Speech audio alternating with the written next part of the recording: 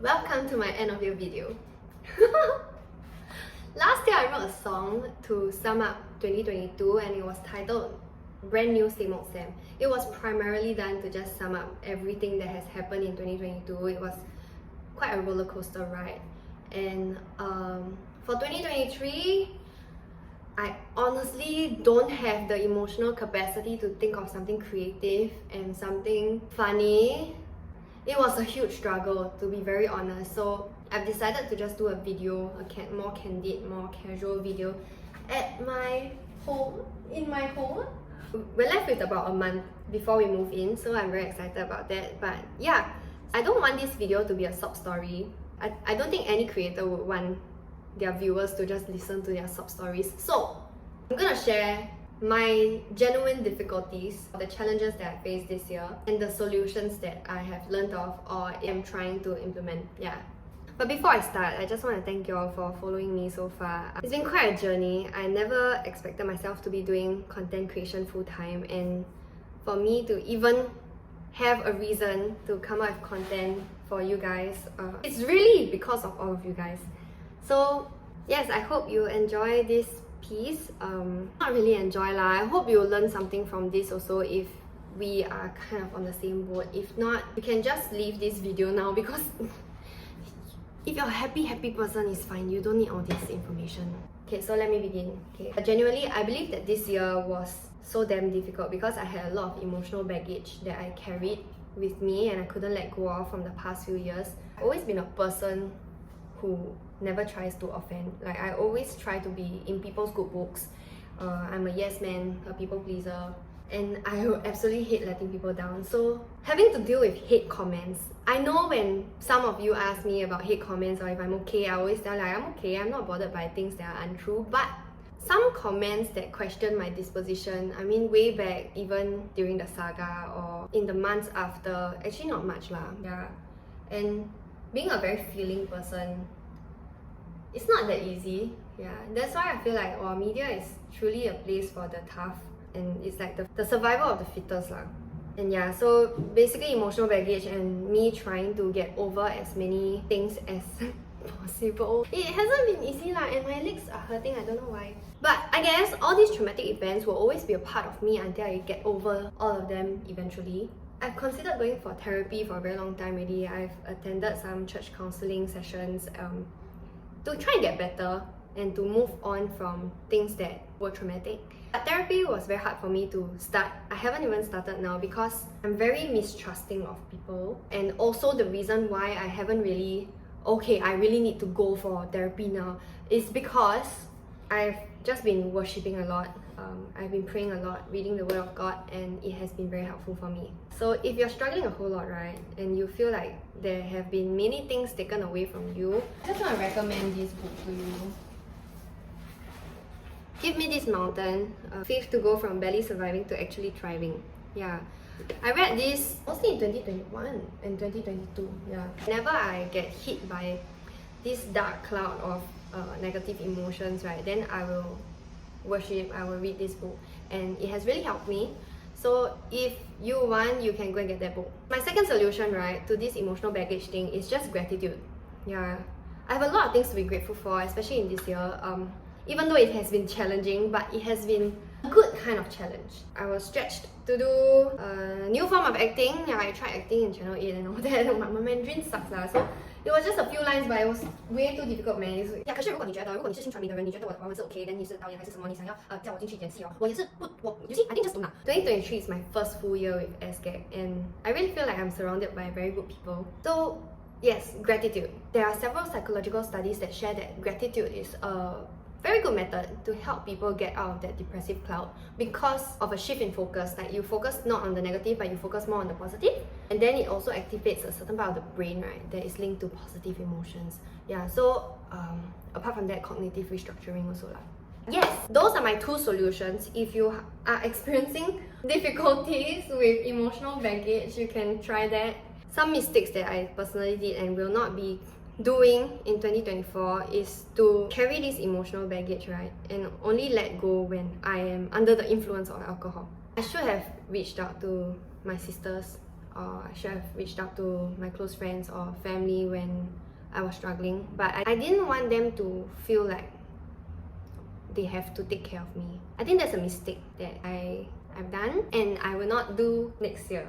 If you can relate, right, and you're doing the same, let's not do that anymore. Like, let's make 2024 better for the people around us, for ourselves. Yeah. The second thing that I struggled with, right, is imposter syndrome. I'm telling you, I still don't know why, right? I'm doing content full-time. I still don't really know why I am where I am today. Or maybe I'm afraid to admit or acknowledge my strengths. Yeah, but even now, saying that I have imposter syndrome, I don't even know if I'm good enough to say that I have imposter syndrome. So that's the issue. That's my second biggest challenge. Like, I really believe it all boils down to my own self-worth and self-esteem. I just learned of a phenomenon, okay, which just adds to this imposter syndrome. It's pretty privileged. And I keep going back to that because somebody once told me, I can't even remember who told me that I have pretty privilege. And I don't want that because there has to be value in what I do, and deep down, I also want to be recognized in a sense. Yeah, which is not very good lah, because if I base it all on extrinsic motivation, right, to work through this career in media, it's just going to be very tiring, and I know that myself. But I keep coming back to this cycle of like, I'm not that great, mainly because of my self-esteem issues. So my solution to this whole thing, right, I googled and researched, and it brought us back to seeking professional mental health services. Apart from that, firstly, creating a success journal would help. Reviewing this journal and then counteract this negative self-talk, that'll be good. Secondly is to develop self-compassion. Treat yourself with the same kindness you would offer to a friend facing similar challenges. Yeah, so that's something that I'm gonna do to counter imposter syndrome. If you can relate, 加油, we can do better. Number 3, existential crisis. I felt very empty for most parts of this year. I think because when I was 17, 18, I already knew that early childhood education was my calling, and then somehow in 2019, 2020, I entered media and I eventually left it in 2022. Some people may consider this a blessing, like this existential crisis, because I know what I want to do in my life. But some people may consider this a huge problem also, and for me, I don't know, man. I think it's a blessing that I know for sure what my calling is or what I'm very drawn to, but also a huge problem because I don't know if I can do everything that I have in my mind. If you look at past articles or videos of me talking about early childhood education, you would know that I was trying to leverage on social media to do early childhood advocacy. But somehow I primarily did comedy content and lifestyle content. Despite that being the primary reason why I entered media, a part of me also really enjoys entertainment, and I think a part of me, because of my self-esteem issues, don't want to acknowledge that I actually enjoy acting and singing. But wow, I love early childhood education. Okay, I'm gonna be honest with you, a whole lot more than the media industry. I find myself so scared to say this now because media is my full-time job now. It's my primary source of income. To my bosses, to my clients, it's so embarrassing to say this because it feels like, I prefer to do something else. But no, I really appreciate every opportunity given to me in media. It's just that my heart is with early childhood education, but that doesn't mean that I'm not going to give you my 100%. Okay. Anyway, to counter that problem of existential crisis, I read Ikigai, okay, the Japanese secret to a long and happy life. I could relate to the happy life portion of it, but long life, I don't need to live so long now. Diet-wise, I know you cannot help me already because I'm almost carnivorous. I don't eat vegetables that much, and this one tells me to eat more veg and all that. And also 80% full, I don't know if I can, because like, if I'm not 100% full, right, then I will feel very uncomfortable. But I will try and do that lah. Maybe the long and happy life will be better for me also lah, huh? Okay, so anyway, Ikigai is basically the midpoint, right? Between what you love, what you are good at, what you can be paid for, what the world needs, the middle of your profession, your passion, your mission, your vocation. So for me, my profession now is content creation, right? Passion, mission, vocation, early childhood advocacy. So I realized that my Ikigai is a tie between media and early childhood advocacy. So admitting or acknowledging that the tie between early childhood and media is my ikigai. Helps me deal with the existential crisis thing lah. Now that I think I might just be at my perfect spot, I'm really looking forward to moving on to 2024. 2024? Yeah, 2024. And my plans for next year. I end this segment with a quote from the book, okay? Life is not a problem to be solved. Just remember to have something that keeps you busy doing what you love while being surrounded by people who love you. The fourth thing that I've struggled with, the challenge that I've been facing, is comparison. Comparison is a thief of joy, okay? I can't remember who this quote is from, but yes, I realized that it's because of our inherent sinful nature as human beings that we all have greed, okay? When I compare with people who have more, I want more. When I compare with people who have less, I feel better. And that is a psychological phenomenon also called downward comparison. But yeah, comparison is inevitable for us to have a rough understanding of the things around us. So initially I was in that camp of thought where like, oh, my only competition is myself. But now I do believe, right, that in order for you to be fully effective and improve yourself, you have to surround yourself with people that are of healthy comparison. I would say, I don't know if that's the right term for it, but I hope you get me lah. This brings me to another topic. My solution for this, right, is to just surround myself with people who feel genuinely happy for me when I succeed. And I'm very thankful that I have a few of these people that I hold very closely to my heart. I decided to stay close with people who I can shine with and who want to shine together. These quotes really stuck to me. Firstly, putting out another person's flame doesn't make your flame brighter. And secondly, your light doesn't dim when you ignite someone else's flame. It just makes the world shine that much brighter. Lastly, the thing that has really bugged me, I think, the last quarter of the year is war. I think because I mentioned at the start of the video, I'm a very feeling person. Watching videos of children crushed under the rubbles and also of the war crimes that are happening now just made me feel like I have to dismiss my problems 1 to 4. What the children or the people at war are facing with is so much worse than whatever I was struggling with this entire year. I want to confess that it has been a struggle for me to make comedy content while also posting about war. All I can do now, right, is just hope that more people are more aware about what is happening and call for a ceasefire together. I guess there are many other means to do your part, such as boycotting or donating to humanitarian organizations, but yeah, I'm struggling. I don't know what I can do. I just feel quite helpless and insignificant a being. For all of us watching, let's just pray for the people who are affected by war. Okay, in sum, number one, not everything you see on social media is representative of the personalities you see on screen. Number two, if you can be anything, please be kind. Third, if you have struggled through this year like myself, maybe let's both seek help, professional help, and get better. Yeah. No, I'm trying, right? For now, I think I'm in a pretty okay space. Sometimes I find myself going back into that dark cloud, but I believe help will help. Okay, next, number 4, find your ikigai. I hope you find your ikigai and I hope you run on your own timelines. Don't be too stressed about what others are doing. Live your own life, man. Honestly, you only live once. We're all gonna die one day. Don't make comparison something that brings you down. Yeah. Lastly, surround yourself with right people. And to my friends, very hard to name all of you now, but I think if you are confident that I'm talking about you, then it is you. I learned this from Julius. That's his wedding speech, you know.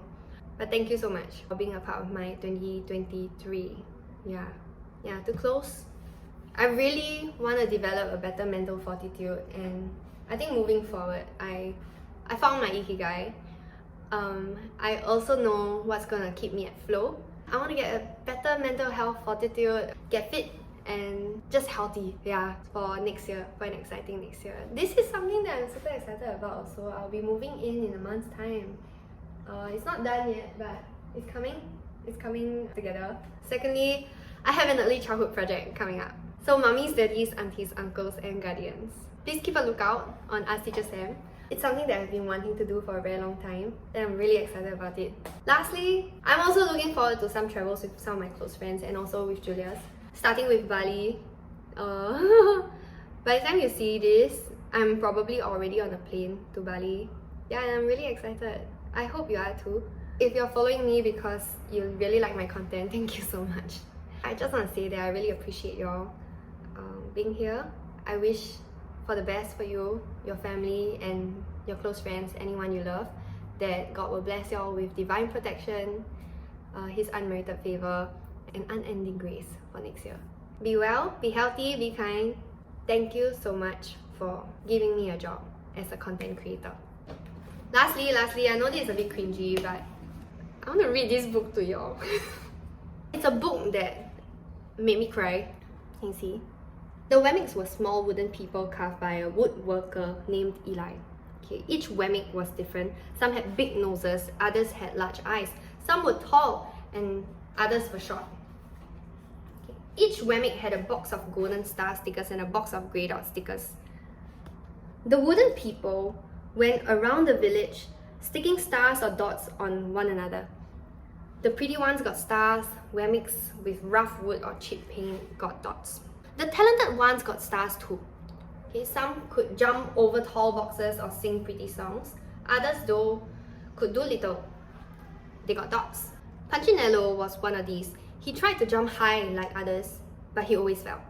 So the Wemmicks would give him dots. When he tried to explain why he had fallen, he would say something silly, and the Wemmicks would give him more dots. He deserves lots of dots, the wooden people would say. After a while, Punchinello believed them. I'm not a good Wemmick, he decided. So he stayed inside most of the time, and when he did go outside, he hung around other Wemmicks who also had lots of dots. He felt better around them. One day he met a different kind of Wemmick named Lucia. She had no dots or stars. The Wemmicks admired Lucia for having no dots, so they would give her a star, but it would fall off. Others gave her a dot for having no stars, but that wouldn't stick either. That's the way I want to be though, thought Punchinello. So he asked Lucia how she did it. It's easy, she replied. Every day, I visit Eli the woodcarver. Why? You'll find out if you go see him. Then Lucia turned and skipped away. But will he want to see me? Punchinello wondered. Later, at home, he sat and watched the wooden people giving each other stars and dots. It's not right, he muttered to himself. And he decided to go see Eli. Punchinello walked up the narrow path and stepped into Eli's shop. His eyes grew big. The stool was as tall as he was, and he had to stretch on tiptoe to see the top of the workbench. Punchinello swallowed hard. I'm not staying here. Then he heard his name. Punchinello? The voice was deep and strong. How good to see you. Come and let me have a look at you. Punchinello looked up. You know my name? Of course, I made you. Oh, sorry. Of course, I made you. Eli picked him up and set him on the bench. Looks like you've been given some bad marks, said the maker. I really didn't mean to, Eli. I really tried hard. Punchinello, I don't care what other Wemmicks think. You don't? No, you shouldn't either. What they think doesn't matter. All that matters is what I think. And I think you're very special. Punchinello laughed. Me? Special? Why? I'm not very talented, and my paint is peeling. Why do I matter to you? Cry. Eli spoke very slowly. Because you're mine. That's why you matter to me. Punchinello didn't know what to say. Every day, I've been hoping you'd come. Eli explained. I came because I met Lucia, said Punchinello. Why didn't the sticker stick on her? The maker spoke softly. Because she has decided that what I think is more important than what others think. The stickers only stick if you let them. What? The stickers only stick if they matter to you. The more you trust my love, the less you care about their stickers. I'm not sure I understand, Eli smiled. You will, but it will take time. For now, come to see me every day and let me remind you how much I care. Eli lifted Punchinello off the bench and set him on the ground. Remember, Eli said, as Punchinello was leaving, you were special because I made you, and I don't make mistakes. Punchinello didn't stop, but in his heart, he thought, oh, I think he really means it. And when he did, oh, this part, a dot fell on the ground. Okay, the reason why I want to read this book to you, right, is because you are special. I'm also special. Okay? So if 2023 was very hard for you because you had existential crisis, imposter syndrome, you compared with people and all that, or emotional baggage, you choose what you think, you choose what you believe. And I think in 2024, I'm going to believe that I'm special. We're all very special people. So next year, it's going to be an exciting year. Let's all look forward to an exciting 2024. The year of the dragon. Okay, for now, right, the sun is setting already, but let me walk you through my entire house. Okay, it is not done, of course, but then everything is according to the timeline. This is a 4-room BTO. I'm not going to show you everything now. I'm not. Next time I release the home tour video, then you want to watch and all that.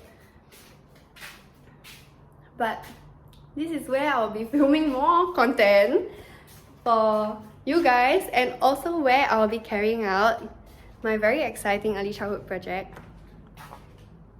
God bless that project because I've been so excited about it. It's called Curious Oasis, and wow,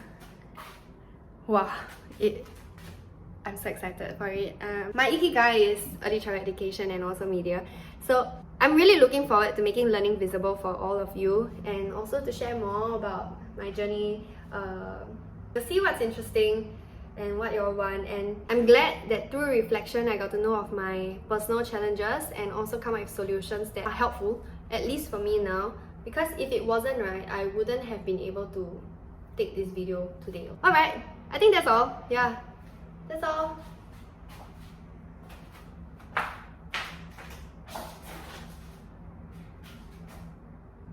Happy New Year, everybody. See y'all in 2024.